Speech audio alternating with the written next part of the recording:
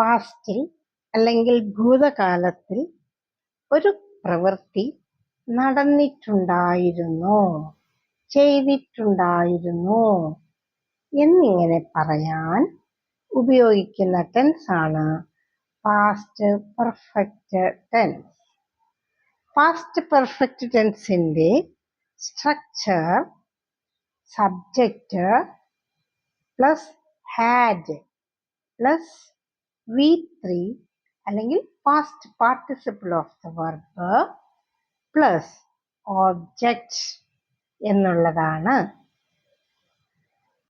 ഉദാഹരണങ്ങൾ നോക്കൂ.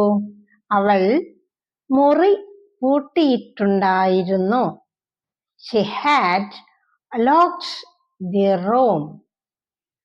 ഞാൻ ഹോംവർക്ക് ചെയ്തിട്ടുണ്ടായിരുന്നു. I had done homework. വിരുന്നുകാർ എത്തിയിട്ടുണ്ടായിരുന്നു. Guests had arrived.